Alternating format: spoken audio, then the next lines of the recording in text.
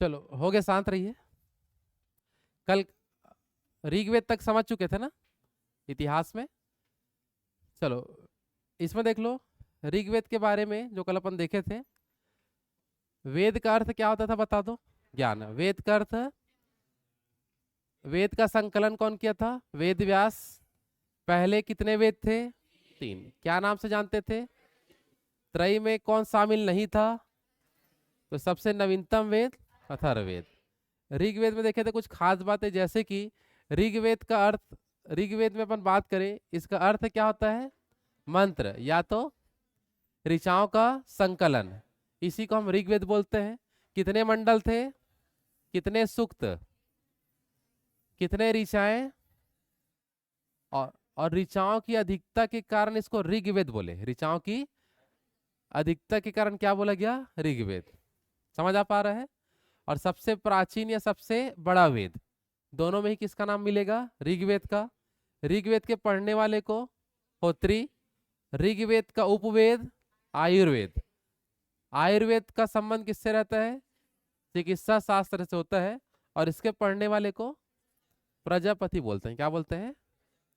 फिर कुछ खास खास मंडल देखे, जैसे कि तीसरे मंडल में किसका उल्लेख? सबसे पुराना मंडल, दूसरा और सातवां। गायत्री मंत्र किसको समर्पित? सूर्य देवता सावित्री। 9वां मंडल का खास बात सोम देवता। और ऋग्वेद में कौन से युद्धों की चर्चा है? तो यहां तक कल देख चुके थे। आज हम पढ़ेंगे कौन से वेद से? सामवेद। किसे पढ़ते हैं? इधर देखो सामने, बातें ना करें। चलो सामवेद के बारे में यदि हम देखें, क्या क्या आपको यहां से याद रखना है। चलो सामवेद में देख लो। सामवेद में जो साम का जो अर्थ होता है वो होता है गान। क्या होता है? गान। साम का अर्थ क्या होता है बता दो? गान। क्लियर है सभी का? और सामवेद में कितने मंत्र हैं? 1875 क्या है बता दो मंत्र, जिसमें से 99 जो मंत्र है ये सामवेद के पर्सनल है, मतलब जो अलग से जुड़ा है। बाकी पूरा जो है वो ऋग्वेद से लिए। कहां से लिए हैं? ऋग्वेद से। तो सामवेद में कुल कितने मंत्र हैं बता दो? 1875। इसमें से सामवेद का पर्सनल कितना है? और बाकी सबको कहां से ऐड किए हैं? ऋग्वेद से जोड़ा गया है। क्लियर है सबका? सामवेद में ही 7 स्वरों की चर्चा की गई है। सामवेद में 7 स्वरों की चर्चा मिलता है आपको। ये तो पता ही है क्या क्या है। सा रे ग म प। धा है क्या? धनुष का धा गलत लिखा गया, क्या हो जाएगा आपका? धा। और क्या है? नी। फिर सब वापिस आ जाता है। समझ में आ रहा है? तो ये 7 स्वर जो है वो कौन से वेद से आया है? सामवेद। इसलिए ये क्वेश्चन सबसे ज्यादा बार एग्जाम में मिलेगा। भारतीय संगीत का जनक किस वेद को कहा जाता है? इस पूरे लाइन में यही क्वेश्चन रिपीटेड है बार बार। समझ आ पा रहा है?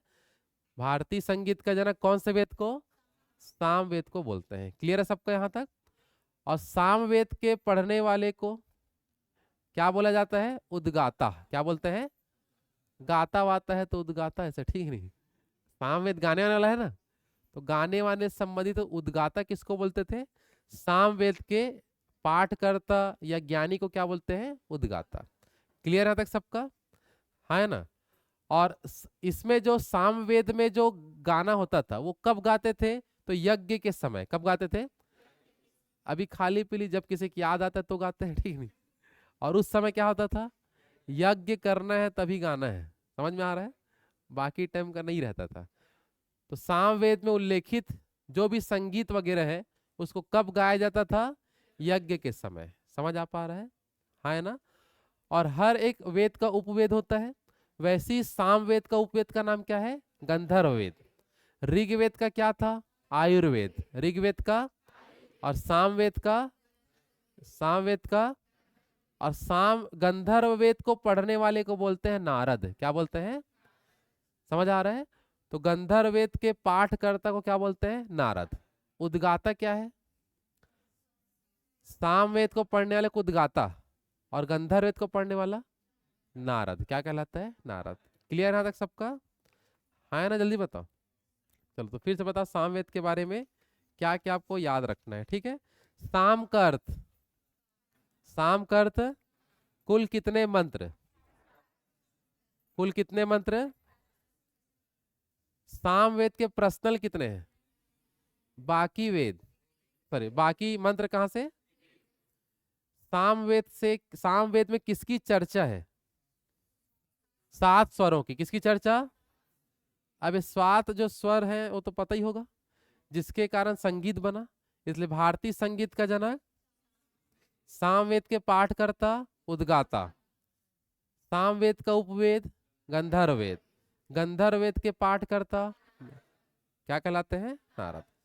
इसमें जो संगीत है उसको कब गाते थे? यज्ञ के समय। कब गाते थे? यज्ञ। तो क्लियर है पूरा सामवेद, है ना? इसमें सबसे इंपॉर्टेंट लाइन कौन सा रहेगा? ये भारतीय संगीत का जनक। क्लियर है सबका? आगे बढ़े। चलो अब आते हैं अपन यजुर्वेद में। किस में आते हैं? तो यजुर्वेद के बारे में क्या क्या आपके एग्जाम में पूछ सकता है, तो सबसे मेन क्वेश्चन आपको देखने मिलेगा, इसमें कुल कितने मंत्र हैं? 1990 मंत्र इसमें चर्चा है।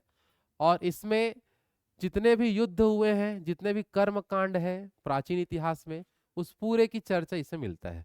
तो युद्ध और कर्म कांड, इन सब की चर्चा कौन से वेद में है हमारा? युद्ध और कर्म कांड की चर्चा यजुर्वेद। और ये एकमात्र ऐसा वेद है जो गद्य में और पद्य दोनों में लिखा है। किसमें किसमें लिखा है? गद्य में और पद्य, मतलब शॉर्ट में और एकदम पूरा डिटेल में। समझ में आ रहा है ना? तो उसी गद्य पद्य समझ आता है।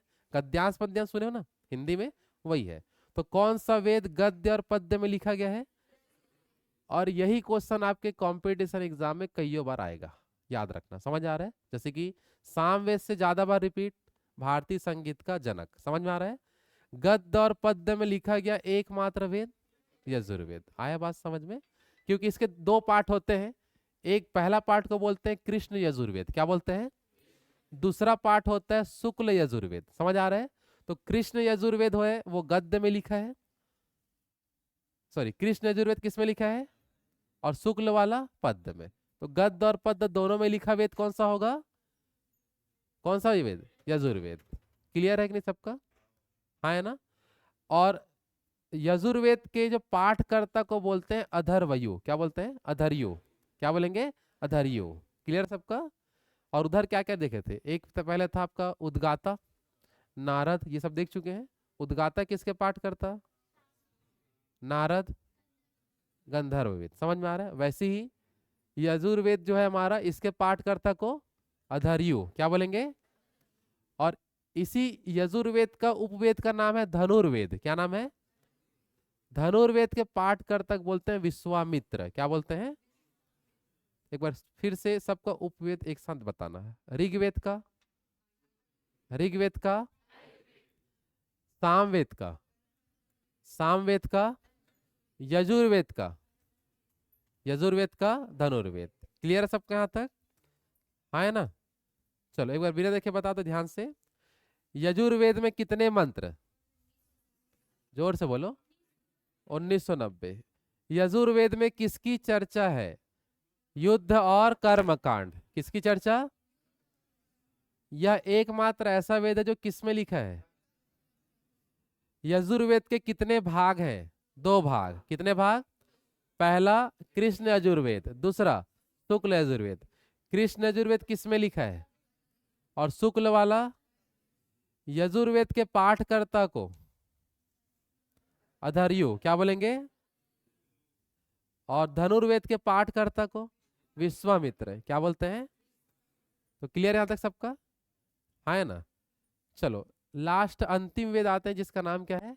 अथर्ववेद। कौन सा वेद है? मस्त वेद। ठीक है, सबसे मस्त वेद। क्यों मस्त है? क्योंकि आजकल ज्यादा क्या रहता है। चलो अथर्ववेद सबसे लास्ट में ऐड किया गया। तो सबसे नवीनतम वेद कौन सा है? अथर्ववेद। एक क्वेश्चन यहां से बनेगा। इसमें टोटल मंत्र कितने हैं? 6000 मंत्र है। और अथर्ववेद को लिखने वाला व्यक्ति का नाम है अथर्वा ऋषि। बाकी अन्य तीनों का संकलन कौन किया है? कौन किया है? वेद व्यास। लेकिन लास्ट में जुड़ा कौन सा? अथर्ववेद। और इसके लेखक कौन है बता दो? अथर्वा ऋषि। इसलिए अथर्ववेद नाम रखा गया। समझ आ पा रहा है? हाँ है ना? और इसमें इस वेद में क्या क्या चीज की चर्चा है? तो पहला क्या बताओगे? जादू टोना, क्या बताना है? दूसरा वशीकरण, तीसरा रोग निवारण, इसके अलावा औषधि। ये सब की चर्चा जिसमें ज्यादातर क्वेश्चन ये दोनों से आएगा। समझ में आ रहा है? जादू टोना वशीकरण इन सब की चर्चा किस वेद में है? अथर्ववेद में। कौन से वेद में? शांत रहो। और अथर्ववेद के जो पाठ करता है इसको बोलते हैं ब्रह्मा। क्या बोलते हैं? ब्रह्मा के नाम से जाना जाता है इसके पाठकर्ता को। और इसका जो उपवेद है जिसका नाम है शिल्प वेद। क्या है? इसके पाठकर्ता को दिया नहीं था, नेट में एक बार देख लेना। समझ में आ रहा है? क्या बोलते हैं? विश्वकर्मा। क्या बोलते हैं? विश्वकर्मा। ठीक है ना? क्लियर है तक सबका? तो बस इतना ही चीज याद रखेंगे किसके बारे में? अथर्ववेद के बारे में। सबका याद रहेगा सबको? तो क्या कि इसमें सबसे मेन लाइन कौन सा क्वेश्चन आएगा? ये वाला, जादू टोना वशीकरण की चर्चा अथर्ववेद। दूसरा क्वेश्चन यदि बनेगा तो वो किस में क्या रहेगा बता दो? सबसे नवीनतम वेद अथर्ववेद। सबसे नवीनतम वेद अथर्ववेद, याद रखना है। क्लियर है सबका? हाँ है ना? लेकिन इसका तो लिखे नहीं थे ना पहले। ये विश्वकर्मा ही है। चलो ठीक है, विश्वकर्मा कोई बैठाए थे। वो अलग है, ठीक है। क्लियर है तक सबका? आगे बढ़े। चलो इसके बाद देखो, वेद के बारे में तो हो गया। कुछ कुछ और पुस्तकें हैं जिसके बारे में आपको समझना है इतिहास में। अभी हम लोग क्या चीज पढ़ रहे इतिहास में? तो आगे के जो पूरे इतिहास जो लिखे गए हैं वो आया कहाँ से है, तो इन सभी पुस्तकों से ही पूरा ढूंढ ढांड के पूरा निकाले हैं। जो पहले अपन का जो हिंदू धर्म के ग्रंथ हैं और गैर हिंदू धर्म वाले विदेशी यात्रियों की पुस्तक है, तो वो सब का नाम पहले देखेंगे। उन्हीं सब से हमको क्या मिलेगा? आगे के जितने भी वंश जो है उन सब के बारे में जानकारी मिलता है। आया बात समझ में? हाँ है ना? तो उसी के बीच में अपन देखते हैं जिसका नाम है आपका आरण्यक। क्या होता है बता दो? तो आरण्यक होता क्या है? अगर इसके बारे में क्वेश्चन है तो आपको ध्यान ये रखना है कि ऐसी पुस्तक जिसकी रचना कहाँ हो? जंगल में, उसको क्या बोलते हैं? आरण्यक।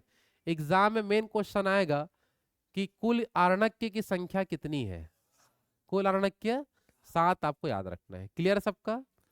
हाँ, जल्दी बताओ। और वेदों के अंतर्गत हर एक वेद में कुछ कुछ ऐसे चीजें जिसको जंगल में जाके लिखा गया है, लेकिन एक ऐसा वेद है जिसको जंगल में जाके नहीं लिखे हैं। उसको बोलते हैं अथर्ववेद। कौन सा वेद? तो क्वेश्चन आएगा, टोटल आरण्यक 7 है जिसमें से आरण्यक जो है वेदों के अधीन होते थे। मतलब वेदों के हर वेद के कुछ कुछ आरण्यक होते थे जिस पाठ को जंगल में जाके लिखा जाता था। समझ में आ रहा है? लेकिन कौन सा वेद को जंगल में जाके नहीं लिखे? तो कौन से वेद का कौन सा वेद का आरण्यक नहीं है? मतलब यहाँ लिखा है वेदों के अंतर्गत अथर्ववेद को छोड़कर सभी अन्य वेद के क्या मिलेंगे? आरण्यक है। तो हर एक ऐसा चीज जिसको कहाँ जाके लिखा जाए? जंगल में, उसको आरण्यक बोलते हैं। तो हर एक वेद में आरण्यक मिलेगा आपको। कौन से वेद में आरण्यक नहीं है? अथर्ववेद। तो ये क्वेश्चन बनने का चांस होता है। दूसरा सबसे इसमें का मेन क्वेश्चन ये वाला है, कुल आरण्यक कितने हैं? 7 आरण्यक होते हैं। कौन से वेद का आरण्यक नहीं होता है? अथर्ववेद। बस इतना क्वेश्चन यहाँ से याद रखना। आया बात समझ में? आगे बढ़े। कहाँ? चलो नेक्स्ट, अब आते हैं वेदांग के बारे में। किसके बारे में? वेदांग जो होता है, जैसे वेद को पढ़ने से पहले या वेद को भली भांति समझने से पहले कुछ वेदांगों का अध्ययन होना चाहिए, तब वेद सही ढंग से समझ में आ पाएगा। समझ आ पा रहा है? हाँ है ना? जैसे कंपटीशन की तैयारी अच्छे से तब हो पाता है जब पहली से 12वीं तक अच्छे से पढ़े रहे। समझ में आ रहा ना? बेस मजबूत तो और अच्छा लगता है, मैथ जल्दी समझ आता है। समझ आ रहा ना? और बेस ही कमजोर है तो आगे समझ ही नहीं आता। तो वेद पढ़ने के लिए क्या पढ़ के जाना पड़ेगा? वेदांग। क्या पढ़ना है? तो वेदांग होता क्या है? तो एकदम सिंपल बताएंगे। वेदों को समझने के लिए जिसकी रचना की गई है उसी को ही बोलते हैं वेदांग। क्या बोलते हैं? वेदांग। समझ आ पा रहा है? मतलब वेदों का अंग है ये, जिसका नाम क्या रखा गया? वेदांग। तो क्वेश्चन आएगा वेदांग है क्या चीज? तो किस में टिक लगाओगे? वेदों को समझने के लिए बनाया गया जो पुस्तकें हैं उसे क्या बोलते हैं? वेदांग। क्लियर है सबका? हाँ है ना? फिर देखेंगे वेदांकों को पढ़ने वाले को बोलते हैं उपाध्याय। क्या बोलते हैं? तो उपाध्याय समझ जाएगा। उपाध्याय क्या होता है? वेदों को पढ़ने वालों को क्या बोलते हैं? सॉरी सॉरी, वेदांगों को पढ़ने वालों को उपाध्याय। ये क्वेश्चन सबसे मेन है, जैसे कि वेदांगों की कुल संख्या 6 और अर्णक्य कितने हैं? अर्णक्य, वेदांग, वेदांग 6। क्लियर है सबका? तो 6 वेदांगों को कैसे याद करेंगे? तो CSK जवान कैसे याद करेंगे? फिर से बोलो। CSK जवान, ये क्या चीज का ट्रिक है? वेदांग को याद करने का, ठीक है। तो देखो, C से क्या आएगा आपका? छंद। C से, S से, S से शिक्षा, K से कल्प, K से ज से ज्योतिष, ज से वा से व्याकरण, व से और न से निरुक्त, न से निरुक्त। क्लियर है? तो कुल कितने वेदांग हैं? कुल कितने वेदांग? 6। ट्रिक क्या है बताओ? ट्रिक क्या है? CSK जवान। क्लियर है सबका? एक बार बिना देखे वेदांगों के नाम बताइए, चलो जल्दी से। चलो, C से क्या आएगा बताइए? C से छंद, S से शिक्षा, K से कल्प, ज से जवान, ऐसा बात बोल रही। कौन सा हीरो है? शाहरुख खान वाला जवान, ऐसे ठीक है नहीं? सबसे हिट मूवी है उसका, बोलते हैं भाई। देखे हो जवान पिक्चर? देखे? हाथ उठा जी लोग देखे? अच्छा, बाकी नहीं देखे पिक्चर? मतलब हाथ नहीं खड़ा करना चाहते? आधे लोग को तो मैं थिएटर में देखा हूँ, गए थे यही वाला, ठीक नहीं? चलो देखो इधर। चलो, वहां से बताओ क्या आएगा? वह से, न से, न से निरुक्त। क्लियर है सबके यहाँ तक? हाँ है ना? जल्दी बताइए। चलो, अब इसी में से कुछ कुछ का और खास बात है। यहां से मेन क्वेश्चन क्या आएगा समझ गए? वेदांगों की क्या पूछेगा? और पूछेगा वेदांग क्या है। तो वेदों को समझने के लिए जो बुक का रचना हुआ उसी को वेदांग बोलेंगे, क्योंकि देख लो इसमें व्याकरण, जब तक व्याकरण नहीं समझेंगे आगे का अंदर का चीज समझ ही नहीं आएगा। अब आपको व्याकरण पता रहेगा तब आप हिंदी समझ सकते हो, ग्रामर पता रहेगा तब इंग्लिश समझ में आता है, लेकिन इंग्लिश समझ में आता ही नहीं है। लेकिन नियम के हिसाब से चल रहा हूँ, ठीक है नहीं? वैसे व्याकरण पढ़ेंगे तब हिंदी समझ आएगा ना। वैसे ही वेदों को समझने के लिए वेदों का भी व्याकरण पढ़ना पड़ेगा। तो ये सब चीज उसमें लिखा होता है। आया बात समझ में? इसमें से देखो कुछ क्वेश्चन आता है कि जो कल्प नामक जो वेदांग है, कौन सा वेदांग? इसका एक क्वेश्चन जो एग्जाम में आया था उसको मैं अलग से लिखा हूँ। कल्प नामक वेदांग की रचना कौन किया था? ये क्वेश्चन पूछा गया था, तो गौतम ऋषि याद रखना। निरुक्त का अर्थ पूछा गया था, तो क्या बताओगे? भाषा विज्ञान। कि वेदों में जो भाषा लिखा है वो क्या है, किस टाइप का भाषा लिखा गया है, उसको वेद पढ़ने से पहले निरुक्त पढ़ना पड़ेगा, तब भाषा के बारे में समझ पाएंगे, ठीक है? कि वो क्या है, क्या चाह रहा है वेदों के अंतर्गत। और इसकी रचना किया गया है यास्क महोदय। कौन किया है? तो देखो, कल्प के बारे में क्या पूछा था? गौतम ऋषि रचना किया। निरुक्त का अर्थ क्या है? भाषा विज्ञान। और इसकी रचना कौन किया है? यास्क महोदय। एक क्वेश्चन आएगा संपूर्ण व्याकरण, मतलब संपूर्ण व्याकरण कौन लिखा है? अष्टाध्यायी। मतलब वेदांग में जो व्याकरण लिखा है वो केवल वेदों के समझने के लिए बस है। ये जो वेदांग वाला जो व्याकरण है वो क्या है? वेदों को समझने के लिए जिस व्याकरण की आवश्यकता होता है केवल वही है। लेकिन अगर क्वेश्चन आएगा एग्जाम में ये वाला कि संपूर्ण व्याकरण, क्या बोला मैं? ये संपूर्ण व्याकरण कौन से पुस्तक में है? तो वह है अष्टाध्याय में। किसमें लिखा है? संपूर्ण व्याकरण बोल देगा तो अष्टाध्याय। जिसके लेखक कौन है? लेखक कौन है? पाणिनि। ये बात समझ पा रहे हो? तो क्वेश्चन यहाँ बहुत आता है। अष्टाध्याय के लेखक पाणिनि। अष्टाध्याय के लेखक, अष्टाध्याय में क्या लिखा है? व्याकरण। किससे रिलेटेड है? व्याकरण के संबंध में होता है। क्लियर है सबके यहाँ तक? हाँ है ना? जल्दी बताओ। चलो, तो वेदांग के बारे में बताना पूछ रहा हूं मैं। अच्छा, टोटल अरण्यक बताओ पहले। कुल अरण्यक किसका अरण्यक नहीं है? कुल वेदांग। कुल वेदांग 6। ट्रिक बताओ। ट्रिक क्या है? CSK जवान। सी से, S से शिक्षा, S से, K से कल्प, K से ज से ज्योतिष, ज से वा से न से निरुक्त, न से वेदांगों को पढ़ने वाले को उपाध्याय क्या बोलते हैं? कल्प वेदांग की रचना। निरुक्त का अर्थ भाषा विज्ञान। निरुक्त की रचना और अष्टाध्यायी के लेखक, अष्टाध्यायी का संबंध किससे है? तो व्याकरण से। किससे बता दो? संपूर्ण व्याकरण, उसमें लिखा है। आए समझ में? आगे बढ़े। चलो, तो ये सब पुस्तक है जिससे भारतीय इतिहास के स्रोत हैं, सब समझ में आ रहा है। इन सब से हमें इतिहास का जानकारी मिला, तब आज यहाँ बैठ के पढ़ रहे हैं, ठीक है नहीं? और नहीं मिले रहता तो बड़े एक सब्जेक्ट कम हो जाता। लेकिन पता नहीं चलता ना, हर एक क्षेत्र का इतिहास पता होना चाहिए। क्लियर है सबका? चलो, अब हम आएंगे पुराण के बारे में। किसके बारे में? पुराण के बारे में क्या क्या क्वेश्चन आपके एग्जाम में बन सकता है। तो पहले चीज देखो, पुराणों की रचना कौन किया है? सबसे ज्यादा बार रिपीट होगा पुराणों वाले क्वेश्चन में, ठीक है? तो पुराण की रचना कौन किया है? लोमहर्ष और उग्रश्रवा। कौन किया है? लोमहर्ष और उग्रश्रवा, इसका क्या किया है? रचना। क्लियर सबका? पुराणों को ही बोलते हैं पांचवा वेद, या तो वेदों का वेद। क्या बोलते हैं? पांचवा वेद या वेदों का। टोटल वेद कितने हैं? 4। पांचवा वेद कह देते हैं किसको? पुराण को। किसको बोलेंगे? हम किस पुराण के बारे में समझ रहे हैं, आया समझ में? है ना?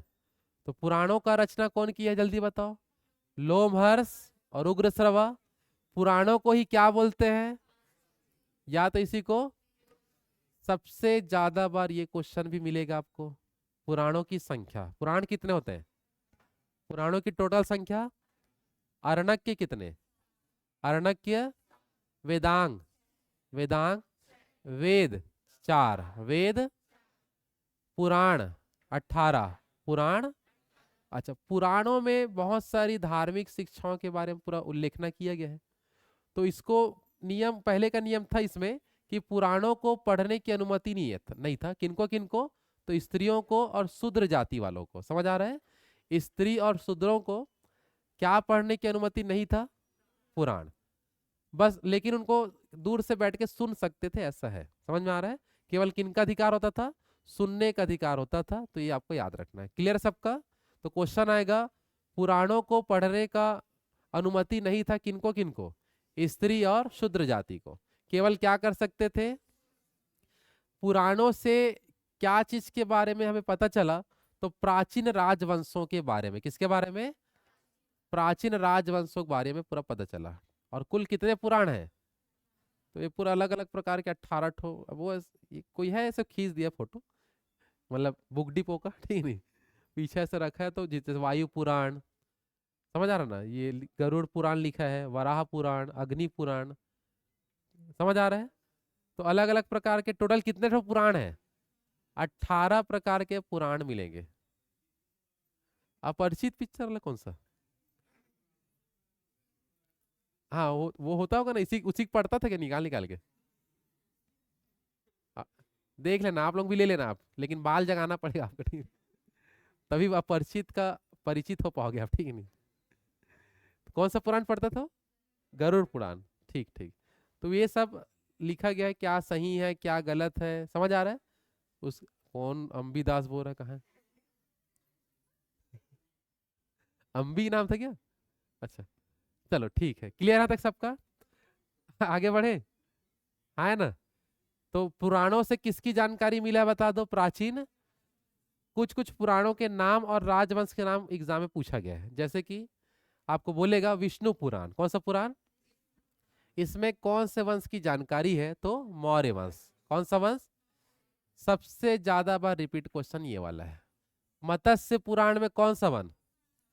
कौन सा वन? तो मत्स्य पुराण सातवाहन वंश। फिर आएगा आपका वायु पुराण में गुप्त वंश। वायु पुराण। तो ये 3 पुराण आपको याद रखना है जो वंश से रिलेटेड होता है, और एग्जाम में क्वेश्चन मिलेगा। समझ आ रहा है सबको? हाँ या ना? जल्दी बताइए। तो विष्णु पुराण में किसकी चर्चा? विष्णु पुराण, मत्स्य पुराण, मत्स्य पुराण, और इसी में ही विष्णु के 10 अवतारों की चर्चा है। विष्णु के कितने अवतार? कौन से पुराण के अनुसार? समझ आ पा रहे हैं? और वायु पुराण में किसकी चर्चा? देखो, कंफ्यूजन हो जाएगा तो एकदम सिंपल लाइन है। वायु गुप्त रहता है। वायु कैसा रहता है? वायु दिख रहा है क्या? तो वायु पुराण किससे संबंधित? गुप्त। मत्स्य, 7 दिन मत्स्य खाते होंगे कोई, ठीक नहीं? तो 7 मत्स्य, कितना मत्स्य? तो मत्स्य पुराण किससे रिलेटेड है? यही किसकी चर्चा? और विष्णु पुराण किसका है? मौर्य वंश। कौन सा वंश रहेगा? मौर्य। क्लियर है सबके यहाँ तक? एक बार बताओ बिना देखे। सबसे पहला सातवाहन वंश की जानकारी बताओ। मौर्य वंश का, गुप्त वंश का, गुप्त वंश का। आ रहा समझ में? हाँ है ना? कुल पुराण कितने हैं? कुल पुराण 18। क्लियर है सबका? हाँ है ना? चलो बताओ, पुराणों के बारे में पूछ लेता हूँ ताकि क्लियर हो जाए सबका। पुराणों की रचना कौन किया है? लोमहर्ष और उग्रश्रवा। जितना उच्चारण करोगे आपको याद होते जाएगा, इसलिए यहाँ बैठ के अपन केवल उच्चारण करो। एग्जाम में भी आपका पूरा सिलेक्शन आसानी से मिलता है, ये सब क्वेश्चन मिलेगा आपको। आ रहा समझ में? चलो, तो पुराणों की रचना लोमहर्ष उग्रश्रवा। पुराणों को क्या कहते हैं? पांचवा वेद या तो वेदों का वेद। किनको पुराण पढ़ने की अनुमति नहीं था? स्त्री और। पुराणों में किसकी जानकारी मिला है? प्राचीन राजवंश। किसकी जानकारी? जैसे कि मौर्य वंश की जानकारी, मौर्य वंश का। सातवाहन वंश का मत्स्य पुराण। सातवाहन वंश का विष्णु के 10 अवतार, मत्स्य पुराण। गुप्त वंश, गुप्त वंश। क्लियर है तक सबका? है ना? चलो आगे बढ़ते हैं। हिंदू ग्रंथ, धार्मिक ग्रंथ के अंतर्गत और कुछ कुछ पुस्तकें, जैसे उपनिषद। क्या लिखा है आपका? तो उपनिषद में फोटो को देख के समझ जाओ कि उपनिषद क्या है। जल्दी बताओ बिना पढ़े। गुरु चेला ये कौन बोल रहा है? आप अपने हिसाब से सोचोगे लग रहा है, ठीक है? चलो, उपनिषद का अर्थ क्या होता है जल्दी? तो यहाँ लिखा है, गुरु के समीप बैठकर ज्ञान की प्राप्ति करना क्या कहलाता है? उपनिषद। तो अभी जो प्रोसेस चल रहा है वो भी क्या है? दूर में बैठे हो, यहाँ आप यहाँ बैठ के करो। अच्छा, चलो। तो गुरु के समीप बैठकर किसकी प्राप्ति? ज्ञान की प्राप्ति को क्या कहते हैं? उपनिषद। तो उन्हीं सब ज्ञानों को पुस्तकों में लिखा गया है, उसी को हम उपनिषद बोलते हैं। क्या बोलते हैं? उपनिषद। मतलब समझ आ पा रहा है? तो जो भी गुरु ज्ञान देते थे पहले समय में, तो उसको एक जगह लिख दिए। समझ आ पा रहा है? तो उपनिषद करके बुक बन गया। तो उपनिषद क्या होता था पहले समय का? गुरु के समीप ज्ञान की प्राप्ति कर जो होते थे उनको भी लिख दिया गया, और बुक क्या बन गया हमारा? उपनिषद। तो उपनिषद का अर्थ ही होता है, क्या बता दो? गुरु के समीप बैठकर ज्ञान की प्राप्ति। क्लियर है सबके यहाँ तक? आगे बढ़े। और यहाँ एक लाइन लिखा गया है कि उपनिषद को ब्राह्मणों के विरुद्ध राजपूतों की एक प्रक्रिया बताया गया है। किसके विरुद्ध? ब्राह्मणों के विरुद्ध राजपूतों की जो प्रक्रिया को ही, मतलब अपन बोल सकते हैं उपनिषदों को इस रूप में आपको याद रखना है। समझ आ पा रहा है? तो उपनिषद को क्या बताया गया जल्दी बताओ? ब्राह्मणों के विरुद्ध राजपूतों की एक प्रक्रिया बताई गई है। बस एक लाइन सिंपल से याद रखना। आपका इस पेज में सबसे मेन क्वेश्चन ये है, उपनिषद की क्या पूछेगा? संख्या। कितने उपनिषद होते हैं? कितना उपनिषद? लेकिन उसमें से मान्यता केवल है 13 उपनिषद को। मान्यता प्राप्त उपनिषद 13, लेकिन मान्यता प्राप्त वाला नहीं आता एग्जाम में कभी भी। टोटल संख्या ही पूछेगा। समझ आ पा रहा है? तो कुल उपनिषद। वेद बताओ। वेद, अरण्यक, अरण्यक 7। वेदांग, वेदांग। पुराण, पुराण। उपनिषद, उपनिषद 107। ऋग्वेद में कितने मंडल? कितने मंडल? मंडल। तो संख्या में ये भी आपको ध्यान रखना है। क्लियर है सबके यहाँ तक? चलो, तो उपनिषद क्या है समझ गए। कुछ कुछ उपनिषद के नाम देखते हैं। जैसे कि एक है हमारा बृहद नारायण उपनिषद। क्या है बता दो? ये है सबसे बड़ा उपनिषद, जिसमें प्राचीन राजवंश, सॉरी, सबसे बड़ा उपनिषद और सबसे प्राचीन उपनिषद, ऐसा क्वेश्चन है, ठीक है? तो सबसे बड़ा उपनिषद का नाम पूछेगा तो बृहद नारायण उपनिषद। और सबसे पुराना, सबसे पहले ये उपनिषद बना था। टोटल कितना उपनिषद है? 108। कितना है बता दो? उसमें से यही 4-5 आपको अच्छे से पढ़ना है। समझ आ पा रहा है? हाँ कि नहीं? दूसरा आता है हमारा कठोपनिषद। क्या बता दो? मतलब कठोप प्लस उपनिषद है, दोनों को मिला के क्या बोलेंगे? कठोपनिषद। तो कठोपनिषद में किसकी चर्चा? नहीं नहीं, यम नचिकेत। क्या लिखा है? यम नचिकेत की चर्चा है, ये बस ध्यान रखना। किसकी चर्चा बता दो। और इसी कठोपनिषद में ओम शब्द की चर्चा है। किसकी चर्चा है? कि ओम शब्द बहुत ही शक्तिशाली शब्द है, जो शारीरिक रूप से और मानसिक रूप से आदमी को आगे भी बढ़ा सकता है, ऐसा भी वो सब इसमें लिखा है। जैसे देखते हैं, जब भी अपन कोई भी जाप करते हैं तो क्या बोलते हैं? बोलो एक बार, ठीक से बोलो। ये क्या है? लंबा सांस लेके, ठीक है। चल एक बार हो जाए, जल्दी बोलिए। वाह। ये तो ढकाल लीटे हो गया। 1 मिनट तक बोलना है, चलो। वाह। अच्छा घर में बोलोगे, चलो ठीक है। चलो, तो कठोपनिषद में किसकी कौन सा शब्द है? ओम शब्द की चर्चा। कौन सा उपनिषद? कठोप। और इसी में ओम शब्द की पूरी महत्व बताई गई है कि ओम शब्द कितना शक्तिशाली शब्द है। इसकी पूरी चर्चा किसमें है? कठोपनिषद में। किसमें है? कठोप। तो सबसे बड़ा उपनिषद, सबसे बड़ा, सबसे प्राचीन विरहद उपनिषद। यम नचिकेत की चर्चा कठोपनिषद। ओम शब्द की चर्चा कठोपनिषद। ओम शब्द की महत्व कठोपनिषद। आपको याद रखना है। क्लियर है सबका? एक है हमारा मुंडकोपनिषद। क्या बता दो? ये क्वेश्चन है फेमस हमारे कॉम्पिटिटिव एग्जाम में। समझ आ रहा है? क्वेश्चन बहुत बार देखे होगे। सत्यमेव जयते शब्द कहाँ लिखा है? तो मुंडकोपनिषद में। कहाँ लिखा है? और इसका मतलब यह है कि सत्य की ही जीत होगा हमेशा। किसकी जीत होगा?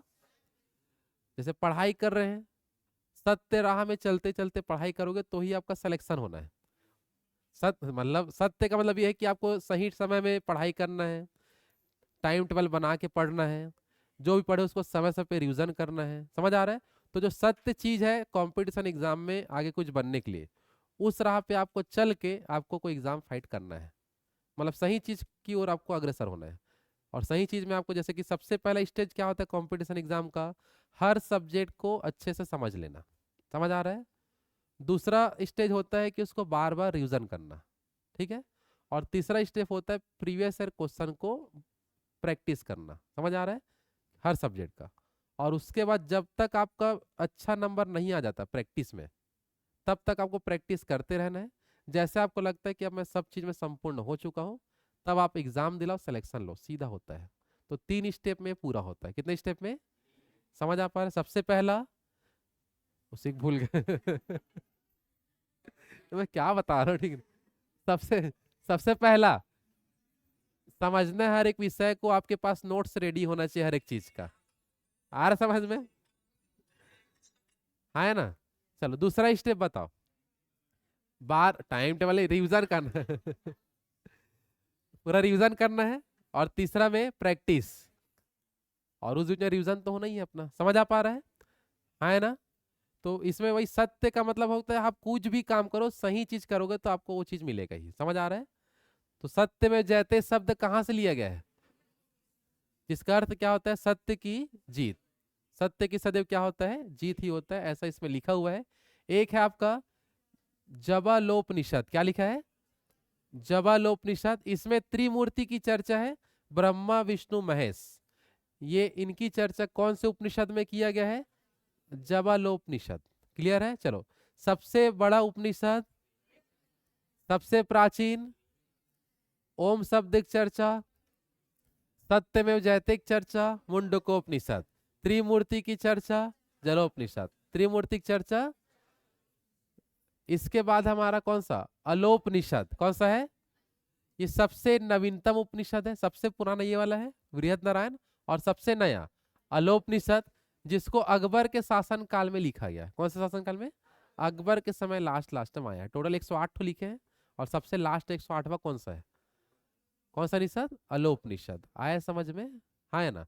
तो चलो एक बार इसी को, उपनिषद को ठीक से अपन देख लेते हैं कि क्या है। ठीक है? चलो एक बार रिवीजन करें, बताते जाना उपनिषद के बारे में। उपनिषद का अर्थ बताओ। गुरु के समीप ज्ञान की प्राप्ति। ठीक है ना? कुल उपनिषद बताओ। मान्यता प्राप्त। मान्यता प्राप्त। ठीक है ना? सबसे बड़ा व सबसे प्राचीन उपनिषद, यम नचिकेत की चर्चा कठोपनिषद।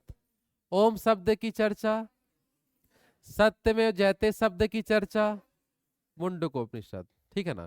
त्रिमूर्ति की चर्चा, जबालोप। सबसे नवीनतम उपनिषद अलोपनिषद, कौन सा है? किसके शासन काल में? अकबर के समय बना था। किसके समय बना था? क्लियर है तक सबका? आगे बढ़े, हाँ है ना। चलो कुल वेद बताओ। कुल वेद 4। वेदांग, पुराण, कहाँ 7 बोल रहे हो? अभी 7 वाला पूछा ही नहीं हूँ। अरण्यक, अरण्यक, उपनिषद, उपनिषद 108 है। चलो इधर देखो, हो गया। चलो अब आता है हमारा स्मृति साहित्य। क्या आता है? ये कुछ कुछ है, जल्दी जल्दी अपन कवर करते हैं, फिर मेन इतिहास में आएंगे अपन। मेन चालू होगा ऋग वैदिक काल, उत्तर वैदिक काल, फिर समझ आ रहा ना। फिर जैन धर्म, बौद्ध धर्म, ये सब मेन हिस्ट्री उधर है। अभी हम क्या पढ़ रहे हैं, वो सब चीज की जानकारी कहाँ से लिए हैं, समझ आ रहा है। ये केवल स्त्रोतों के बारे में है, बातें मत करो। चलो स्मृति साहित्य क्या होता है तो ये भी बता सकते हैं। प्राचीन राजवंशों की जानकारी हमें जहाँ स्मृति साहित्यों से क्या मिला है, इससे भी हमें हमें समझना है कि राजवंश की जानकारी कहाँ कहाँ से मिला है।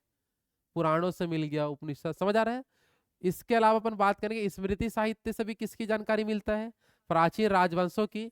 और इसकी संख्या है 36। कितना है? स्मृति साहित्यों की कुल संख्या 36 है। और उसमें से देखो 36 में से जो एक हमें मिलता है मनुस्मृति। क्या मिलता है? तो ये क्वेश्चन बहुत बार एग्जाम में आता है। मनुस्मृति को क्या कहते हैं? तो धर्म शास्त्र। क्या बोलते हैं?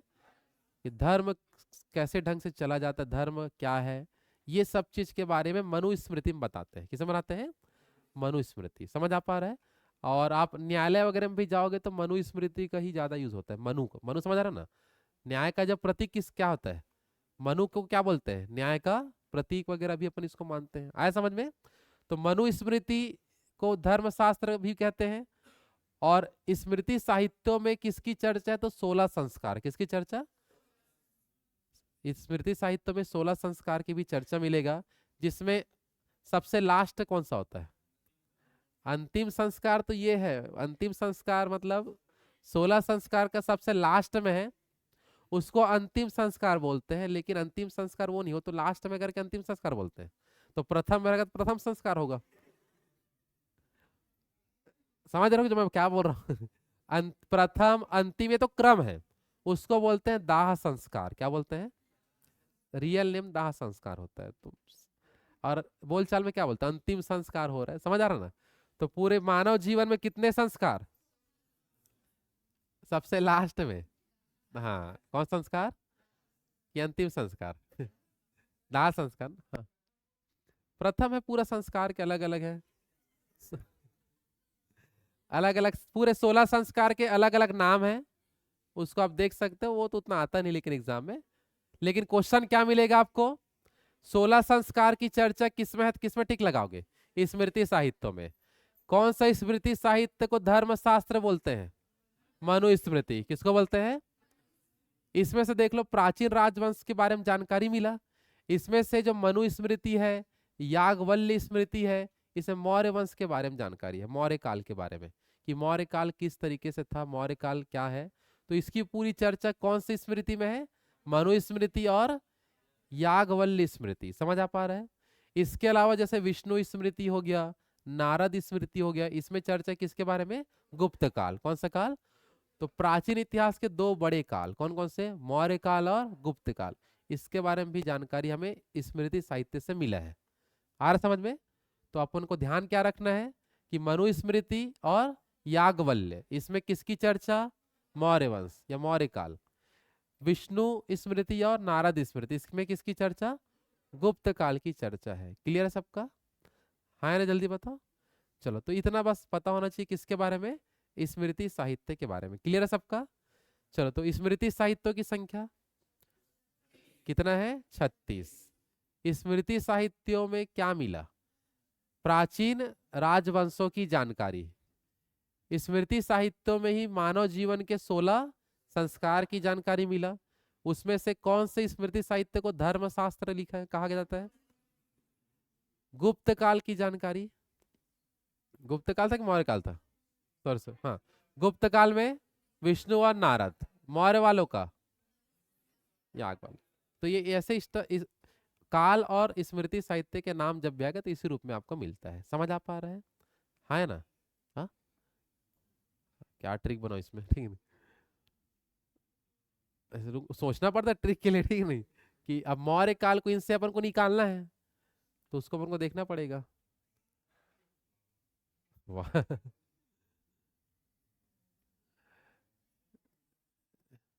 या मामा, ठीक है। कौन सा मामा? मतलब याज्ञवल्क्य, मनुस्मृति, मौर्य काल। समझ आ रहा है कैसे याद करेंगे? जोर से बोलो। कहा मामा, इसे मत बोल रहे, ठीक नहीं? या मामा मतलब अब कुछ भी लिख सकते हैं अपने हिसाब से, रटना अलग चीज होता है, ठीक है नहीं? आ रहा समझ में?